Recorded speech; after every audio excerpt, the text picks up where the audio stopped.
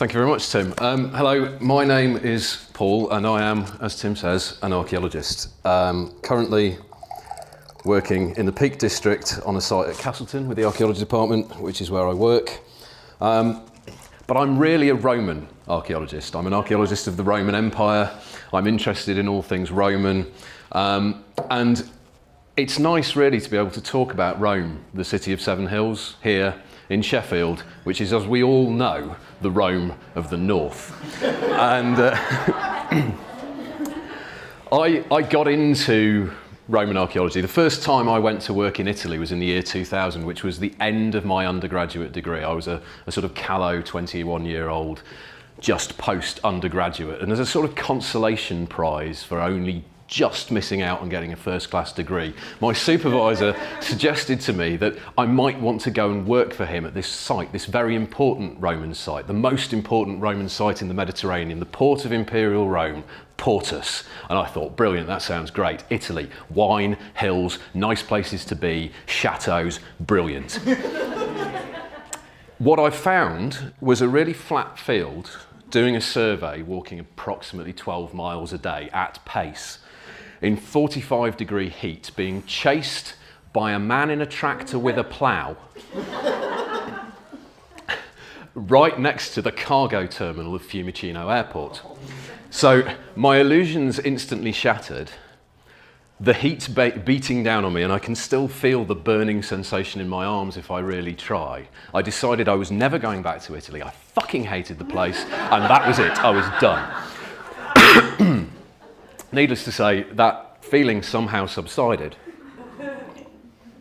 And I found myself conducting most of my research work in Italy from that point on. And Italy was quite different when I started, so this is the early 2000s. They still just about had the lira, so all of the banknotes had several extra zeros on the end of them. Getting change from anyone in a shop was ridiculously difficult. They'd rather give you a sweet than a coin, because the sweets actually were worth more. Some things were similar. There was still this problem with little old grannies trying to get to the front of the queues in the shops, using their sharp elbows to beat you to the cheese counter. But one of the things that really struck me in that period, which I think was sort of fundamental at that point, was that they had a really, really advanced recycling system.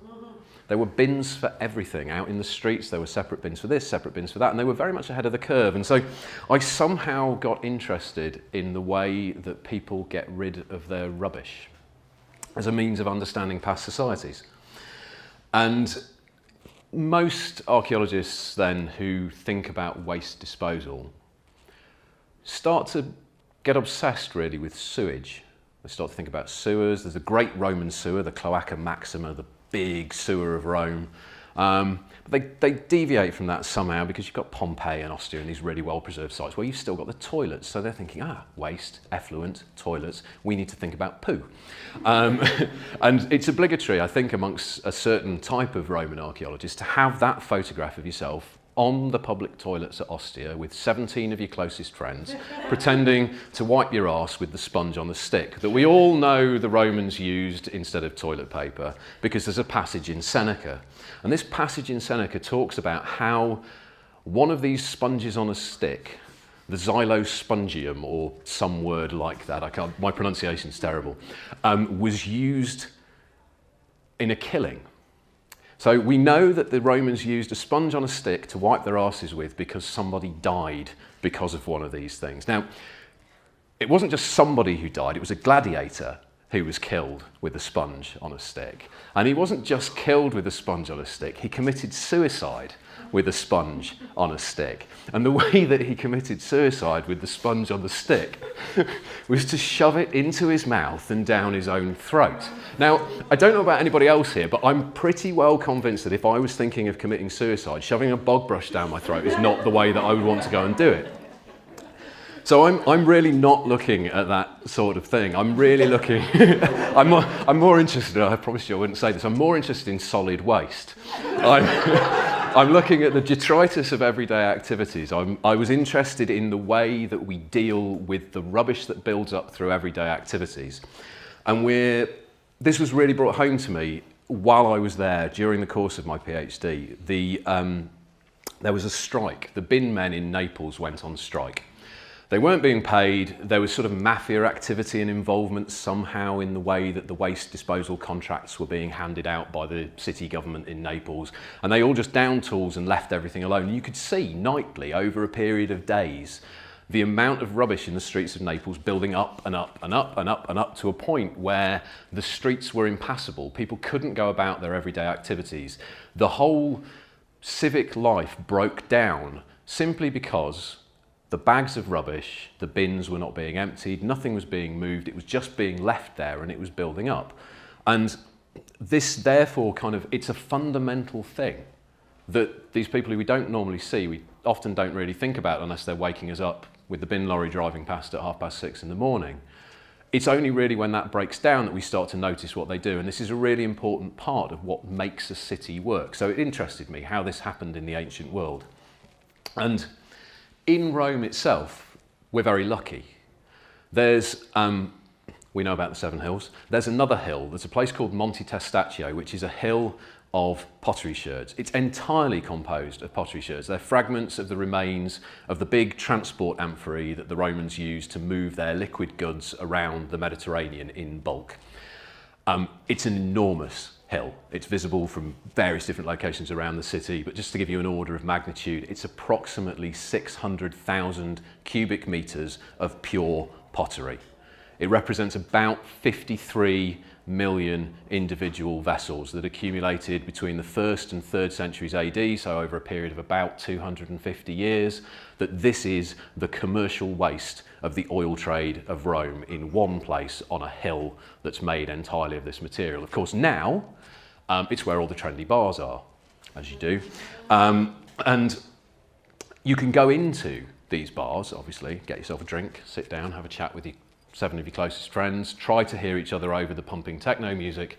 But at the back of these places, they've quite often got a glass wall and you can see through and you can see all of these sherds very carefully stacked, very organised, very ordered, part of a process. There's a system. And one of the things that's quite interesting is this stops. After the 3rd century, there's no replacement, there isn't a second Testaccio somewhere else, there's nothing. So I became really interested in what happens in that period between, let's say, the 3rd century and the 5th century with the end of the Western Roman Empire. So I spent a lot of time in a small room at the back of a museum in Rome, looking at bits of pottery, trying to understand what was going on, looking at lots of different deposits, stuff from all over the city. And this room was at the back of a museum. It was on a site that had formerly been a convent.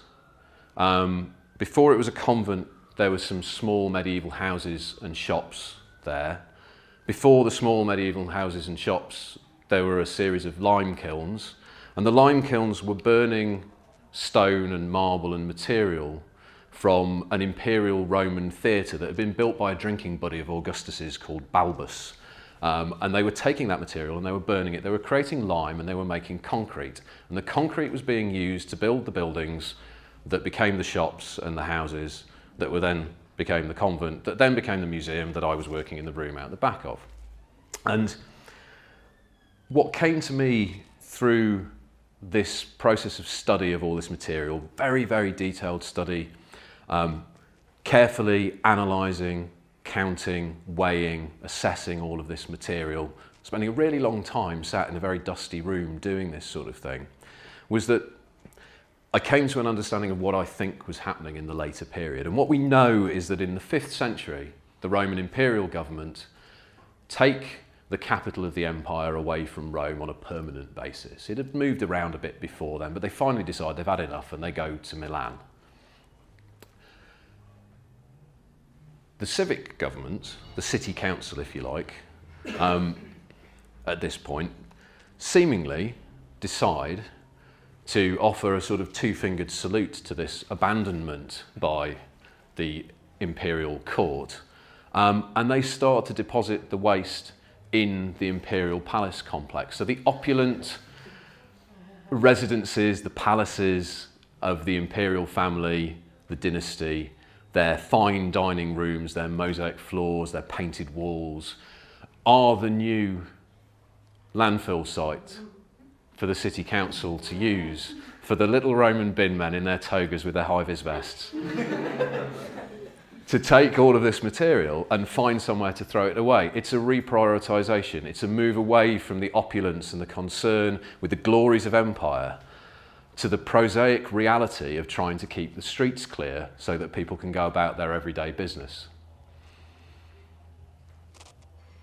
I went back to the small room at the back of the place that used to be some shops, that was a convent, etc., after I'd finished, to sort of catch up with the people that I'd been working with.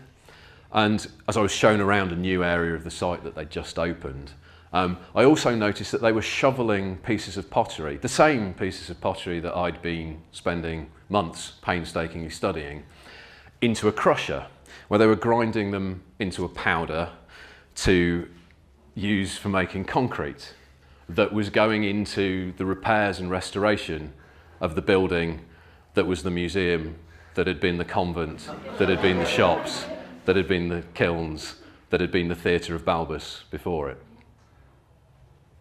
Thank you very much.